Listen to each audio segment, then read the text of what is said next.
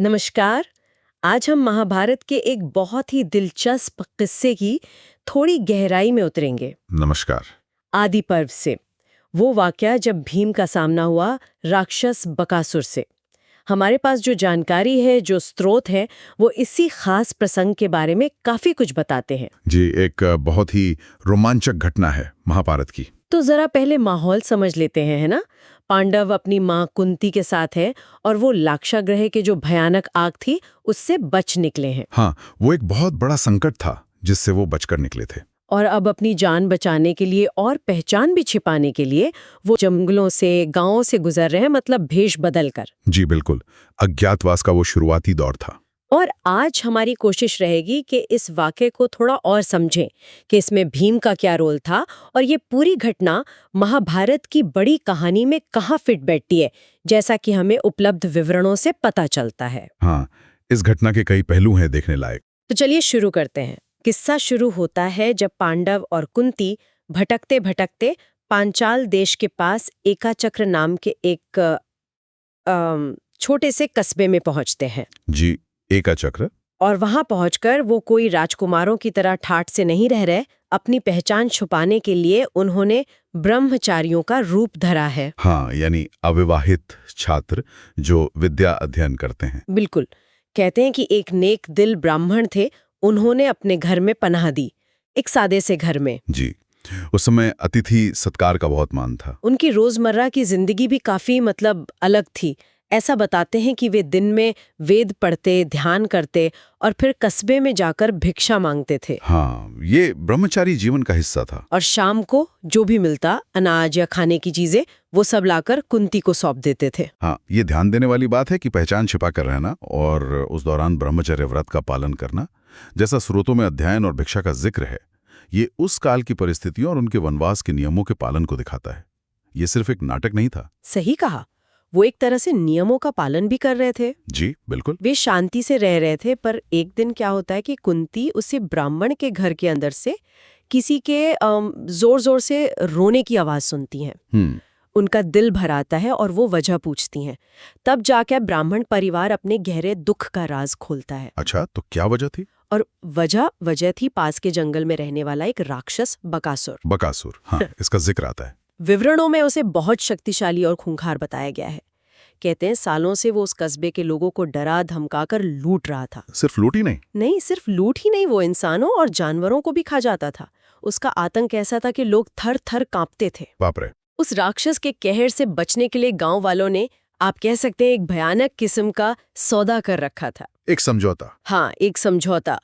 तय ये हुआ था कि हर हफ्ते गांव की तरफ से एक बैलगाड़ी भरकर बढ़िया खाना, चावल, दही, मांस और न जाने क्या क्या राक्षस की गुफा तक पहुंचाया जाएगा। हर हफ्ते? हर हफ्ते।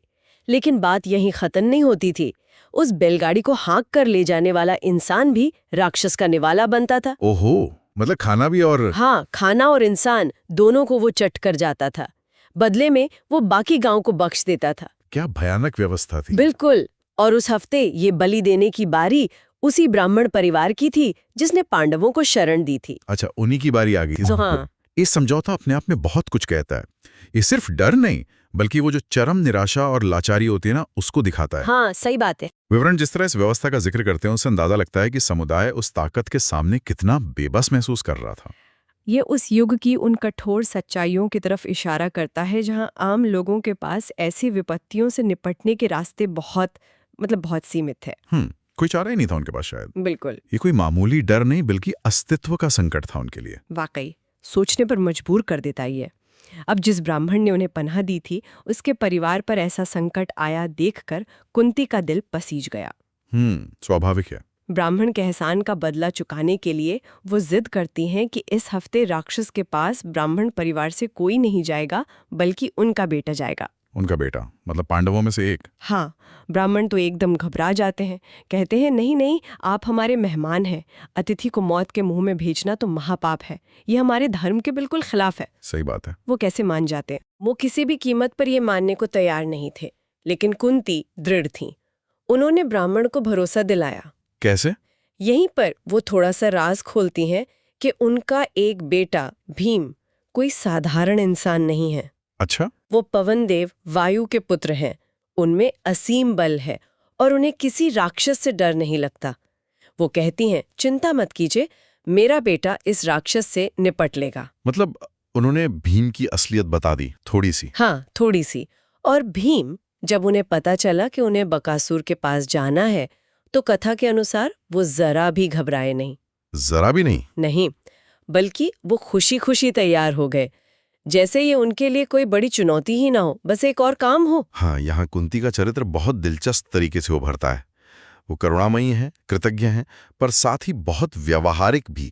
उन्हें अपने बेटों की क्षमताओं पर, खासकर भीम की ताकत पर अटूट विश्वास है। बिल्कुल। और जैसा विवरणों में भीम के वायुपुत्र होने का बार बार जिक्र आता है, ये उनकी शक्ति के स्रोत को स्थापित करता है और कहानी को एक दैवीय आयाम देता है। ये महज एक माँ का विश्वास नहीं, बल्कि शायद नियति का इशारा भी था, जिसे कुंती पहचान रही थी। हो सकता है। इसके बाद तो भीम ने तैयारी शुरू की। विवरण बताते हैं कि एक बड़ी सी बैलगाड़ी मंगवाई गई। उसमें गांव वालों ने मिलकर ढेर सारा बढ़िया खाना लादा। चावल के पहाड़, दही के मटके, भुना हुआ मांस, मिठाइयां, वो सब कुछ जो राक्षस के लिए तय था। राक्षस की दावत? हाँ। फिर भीम ने खुद ही बैलों को गाड़ी में जोता और अकेले ही उस भयानक जंगल की तरफ चल पड़े जहां बकासुर रहता था। अकेले? अकेले, किसी भाई या गांव वाले को साथ नहीं लिया। अच्छा। और यहाँ से कहानी एक बहुत ही मजेदार और शायद कहें तो चौंकाने वाला मोड़ लेती है। क्या हुआ? बकासुर के इलाके में पहुंचने के बाद भीम ने गाड़ी रोकी, पर वो राक्षस का इंतजार करने या डरने की बजाय विवरणों के मुताबिक एक पेड़ की छांव में आराम से बैठ गए। हाँ। और फिर उन्होंने वो सारा खाना जो राक्षस के लिए लाया गया था खुद ही खाना शुरू कर दिया। क्या बात है, राक्षस का खाना खुद ही खा लिया। हाँ, एक एक कौर का मजा लेते हुए, जैसे पिकनिक मना रहे हों। वाह। ये भीम का खाना खाना महज भूख मिटाना नहीं था। अगर हम गहराई से देखें, जैसा कि मूल कथाओं के वर्णन से लगता है, तो ये कई बातें एक साथ कह रहा है। जैसे कि? पहला, उनका बेखौफ आत्मविश्वास, राक्षस के इलाके में बैठकर उसी का भोजन खाना। हाँ। दूसरा, ये राक्षस को सीधे सीधे चुनौती देना था, उसे उकसाना था कि आओ मुकाबला करो। हाँ, बिल्कुल। तीसरा, ये मनोवैज्ञानिक बढ़त लेने का तरीका भी था। युद्ध शुरू होने से पहले ही दुश्मन के मन में अपनी श्रेष्ठता का बीज बो देना। और शायद ये उनकी असाधारण, वो जो दैवीय भूख और शक्ति थी, उसका भी प्रदर्शन था, जो आम इंसानों से कहीं ज्यादा थी। सही कहा। ये महज खाना नहीं, एक घोषणा थी एक तरह से। बिल्कुल। ये तो ऐसा था जैसे शेर की मांद में जाके उसी का शिकार खा लेना। जाहिर है ये देखकर बकासुर चुप कैसे रहता। नहीं रह सकता था। थोड़ी ही देर में वो अपनी गुफा से भयंकर गर्जना करता हुआ बाहर निकला। जब उसने देखा कि कोई इंसान उसके लिए लाया गया भोजन मजे से खा रहा है, तो वो गुस्से से पागल हो गया। विवरण बताते हैं कि वो आग बबूला होकर भीम को गालियां देने लगा, उन्हें ललकारने लगा। लड़ाई शुरू। हाँ, राक्षस ने तुरंत हमला बोल दिया। कथा के अनुसार उसने आसपास के विशाल पेड़ों को जड़ से उखाड़ लिया और उन्हें हथियार की तरह इस्तेमाल करके भीम पर फेंकना शुरू किया। पेड़ उखाड़ लिए? हाँ, बड़ी बड़ी चट्टानें उठाकर उनकी तरफ फेंकी। वो अपनी पूरी राक्षसी ताकत झोंक रहा था। और भीम? लेकिन भीम पर इसका क्या असर हुआ? कहानी कहती है कि भीम पहले तो हंसते रहे। हाँ, वो बड़ी आसानी से पेड़ों और चट्टानों के वारों से बचते रहे, जैसे कोई बच्चा खेल रहा हो। उन्होंने राक्षस के हमलों को कोई अहमियत ही नहीं दी। गजब का आत्मविश्वास। फिर जब भीम ने जवाब देना शुरू किया तो दोनों के बीच एक जबरदस्त भयानक लड़ाई छिड़ गई। वर्णन ऐसा है कि मानो पूरा जंगल कांप उठा हो। उनके मुक्कों और लातों की आवाज से धरती हिल रही थी, पेड़ थरथरा रहे थे, कुछ तो जड़ से उखड़कर गिर भी गए। माहौल में धूल और शोर भर गया। ये कोई आम मल्ल युद्ध नहीं था। ये तो महायुद्ध जैसा लग रहा है। हाँ, और आखिर में भीम ने अपनी सारी ताकत समेटी। उन्होंने उस विशाल राक्षस को हवा में उठाया, घुमाया और फिर इतनी जोर से जमीन पर पटका कि उसकी हड्डियां चूर चूर हो गईं। ओह! विवरणों के अनुसार भीम ने बिना किसी हथियार के सिर्फ अपनी बाहों के बल से बकासुर का अंत कर दिया। इस लड़ाई के पैमाने और भीम की ताकत पर ध्यान देना बहुत जरूरी है। जिस तरह विवरण इस युद्ध का वर्णन करते हैं, पेड़ों का उखड़ना, धरती का कांपना, ये भीम की साधारण मानव से कहीं ज्यादा शक्ति को दिखाता है। हाँ, ये तो अलौकिक शक्ति लगती है। बिल्कुल। ये सिर्फ शारीरिक बल नहीं, बल्कि उनके वायुपुत्र होने के दैवीय अंश का प्रमाण भी है। और खास बात यह है कि उन्होंने बिना हथियार के अपनी भुजाओं से राक्षस को मारा।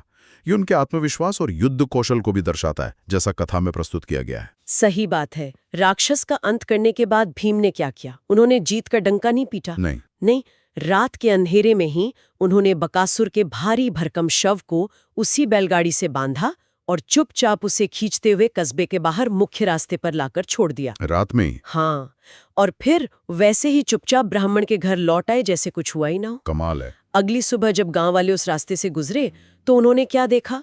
बकासुर का शव। और वो हैरान रह गए होंगे। हैरान रह गए। फिर उनकी खुशी का ठिकाना ना रहा। सालों का आतंक खत्म हो गया था। पूरे एका चक्र में जैसे दिवाली मन गई। लोगों ने जश्न मनाया, नाच गाना किया।